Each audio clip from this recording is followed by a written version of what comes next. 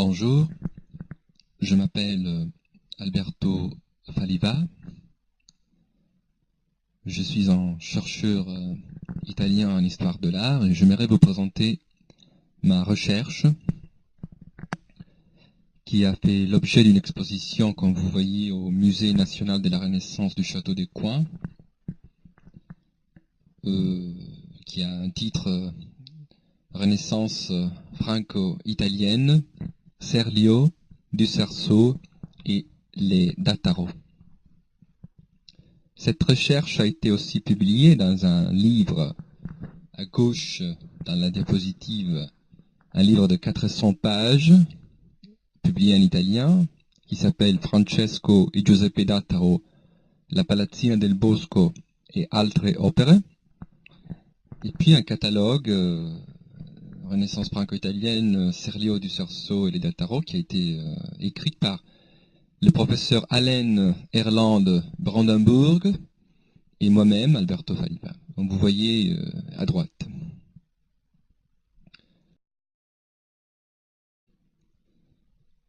L'exposition à Ecouen a été organisée par Monsieur le ministre de la Culture, Donnedieu de Vabre, Madame Francine Mariani Ducret, Monsieur Brandenburg et moi-même. Elle a, disons, occupé une période du 10 mai au 12 juillet 2005, avec des sponsors, de partenaires comme les institutions de Mantoue et de Cremone que vous voyez, et notamment le musée des Coins. Le catalogue prévoit des contributions très importantes de professeurs comme Robert Knecht de la Birmingham University en Angleterre, le professeur Richard Ingersoll, un américain historien de l'art, Madame professeur Aurora Scotti Tosini de l'école polytechnique de Milan, et le professeur David Exerdijan de l'université de Leicester en Angleterre. Le projet de l'exposition a été proposé par moi-même, des collègues, aussi mes collègues de la Gregotti Associati International de Milan. Et les modèles, les maquettes en bois exposées dans, disons, cette exposition ont été réalisés par un collaborateur du Centro Studi Palladio de Vicenza, Ivan Simonato. L'exposition, comme vous voyez d'après cette image, après s'est déplacée à Cremone et puis à Mantoue, à la Casa del Mantegna, comme on verra dans les images suivantes.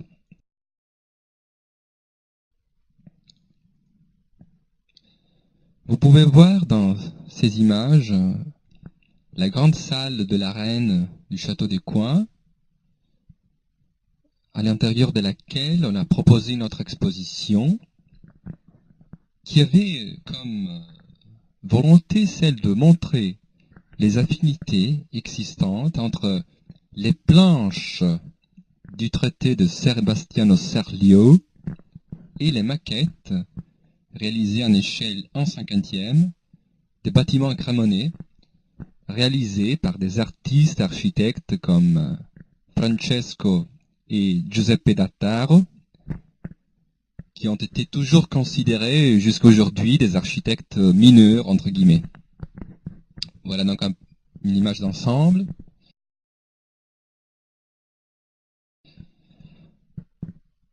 Une autre image de la grande salle du château des Coins.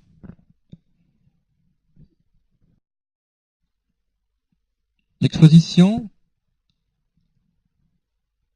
est le résultat d'une thèse de doctorat discutée, comme vous voyez. D'abord d'une thèse tout simplement discutée, comme vous voyez à Venise, à droite, avec le professeur Howard Burns, qui est en train de me donner la main dans cette image, et à gauche, une thèse de doctorat discutée avec le professeur Yves Powells, au Centre d'études supérieures de la Renaissance à Tours, avec sa femme, Madame Lemerle, avec le professeur Toscano de Lille.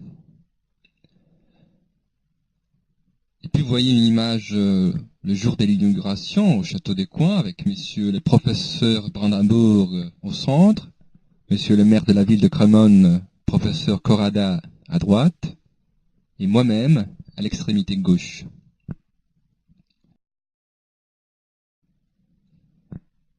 Après, comme je disais, l'exposition est arrivée à Crémone, dans cette église, l'église de San Vitale. On a dû donc proposer un aménagement des éléments différents de celui parisien, mais avec toujours la nécessité de montrer les affinités entre les bâtiments reproduits en maquette par les Centro Studi di Vicenza et les planches du traité de Sebastiano Serlio et puis des Ducerceau agrandis.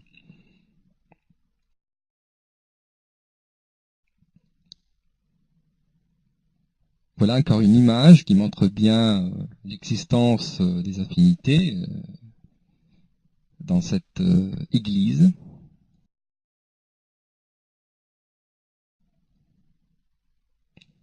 Et une image plus générale de l'exposition.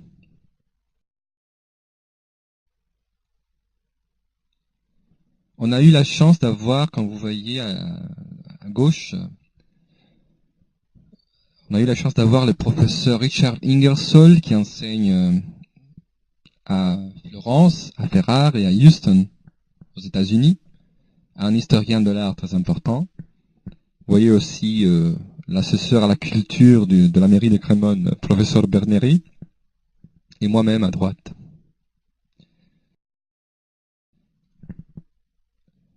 Cette exposition, après, s'est déplacée à Mantoue, à la maison du peintre Andrea Mantegna, à la Casa del Mantegna. Vous pouvez donc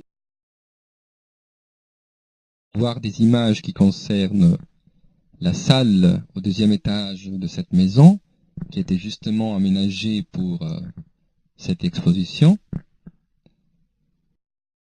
Encore une fois, on a essayé de montrer les affinités entre les planches des traités de Serlio et de Ducerceau, et puis les bâtiments réalisés, les maquettes qui représentent les bâtiments réalisés au XVIe siècle.